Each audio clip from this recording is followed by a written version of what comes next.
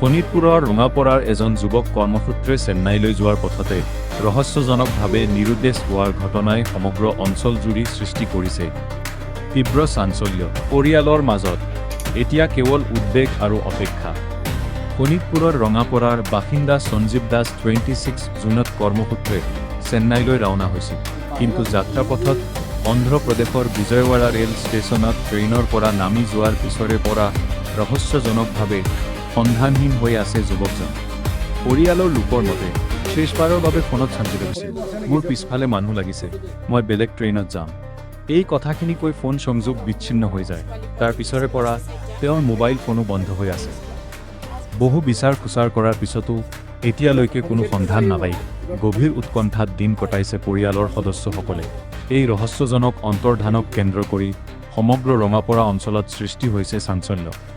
পৰিয়ালৰ ফালৰ পৰা সকলোকে অনুৰোধ জনোৱা হৈছে, যদি কোনো ব্যক্তিয়ে সঞ্জীৱ দাসৰ সম্পৰ্কে কোনো তথ্য লাভ কৰে তেন্তে অনতিপলমে নিকটস্থ আৰক্ষী থানাত বা পৰিয়ালৰ সৈতে যোগাযোগ কৰিবলৈ।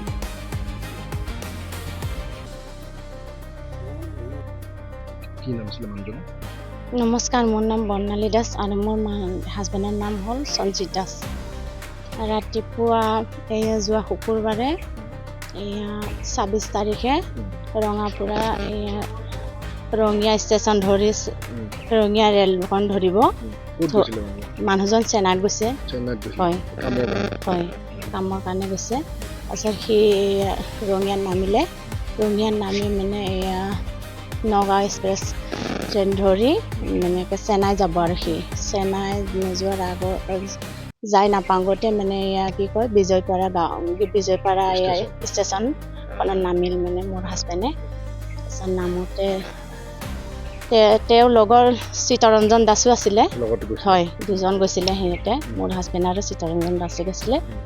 তাৰপিছত সি মানে ক'লে সেই তাত নামিলে ষ্টেচনখনত নামি কৈছিল যে লগৰজনে ক'লে, চিত্তৰঞ্জন দাসে ক'লে যোৱা ভাত কেইটামান কিনি আনিবা ক'লে। হয়, পাছত সি ক'লে ভাত কিনিব গ'ল। মোৰ মানুহজন গ'ল, যে হাজবেণ্ড সঞ্জিত দাসে গ'ল, ভাত কিনি আনি মানে 2টা টিফিন আনি ট্ৰেইনত দিছে আৰু তাৰ লগৰজনক। মই কৈছে সি পানী আনিব যাওঁ ক'লে মোৰ মানুহজন। তাৰপিছত পানী আনিব যাওঁ কওঁতে ক'ল আৰু মানে কিবা পানীটো ল'ব যাওঁতে মানে কৈছে মোৰ মুখত কিবা চিটিকাই দিছে যে মোৰ মুখখন পুৰিছে আৰু মোৰ মানুহ পিছাও লাগিছে বুলি কৈছে মোৰ মানুহজনে।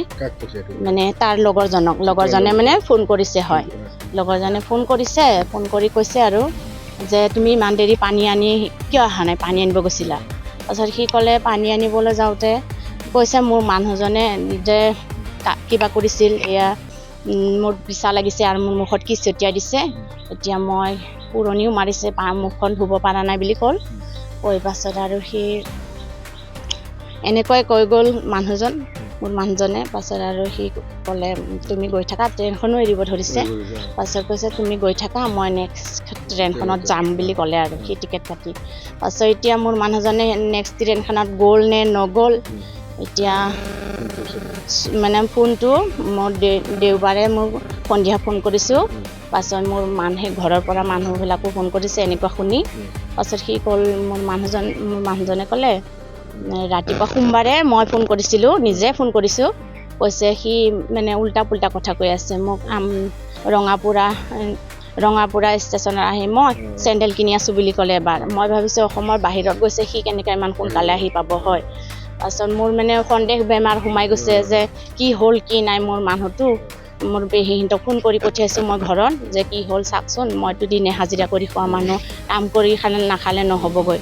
পাছত আৰু সি ক'লে মোৰ পেহীক বোলে কৈছে উল্টা পুল্টা যে মই টুমুকিত আছোঁ বুলি ক'লে, আমাৰ এই অসমৰ টুমুকিত ইয়াত আছোঁ বুলি ক'লে। পাছত ক'লে মিছামাৰীত ক'লে সি মিছামাৰীত মানে মোৰ আৰ্মি ধৰি আছে বুলি ক'লে। তেতিয়াৰ পৰাই মানে আৰু ধমকা দিছে বোলে, কি মানুহ বেলেগে ধমকি দিছে মোক আৰ্মি ধৰি আছে বুলি কৈছে। কাহাছে কৈছে মোৰ হাজবেণ্ডটো। পাছত সি বোলে কৈছে আছাম চে আয়া না কি বুলি কৈছে আৰু। পাছত কাক ফোন কৰি আছে সুধিছে, মানে মইতো ইমান হিন্দী নাজানো, মানে হিন্দী ভাষাতে কৈছে মোৰ হাজবেণ্ডক মোৰ ঘৰৰ পৰা মানে ফোন কৰিছে যে মোৰ পেহীহঁতে ক'লে যে পেহীহঁতে মানে চব শুনিছে যে ধমকি দিয়াবিলাকো শুনিছে দিয়াচোন সেই মানুহজন কোন হয় তোমাক ধমকি দিছে মই কওঁ বুলি কৈছে তেতিয়াই মানে মানুহটোৰ পৰা তাৰ পৰাই নেকি মোবাইলটো কাঢ়ি লৈ গৈছে নেকি চুইচ অফ তাৰ পৰাই মানে সোমবাৰ ৰাতিপুৱা লৈ চুইচ অফ মানুহটোৰ মোবাইল আজি 5 দিন হৈ গ'লে মানুহটোৰ খবৰ খাতি নাই হয় ফোনটো মানে চুইচ অফ আজিলৈকে মানে তাৰ একো মানে খা খবৰ একোৱেই পোৱা নাই যাতে মোৰ মানুহজনক পাব লাগে আৰু নিৰুপায় হেমন্ত মামা মুখ্যমন্ত্ৰী যাতে মোৰ মানুহজন ভালে পঢ়াই দিয়ক সেইটোৱে লাগে মোৰ মানুহজনক হয় থানাত এজাহাৰ দিছোঁ এতিয়াও কি একো খবৰ পোৱা নাই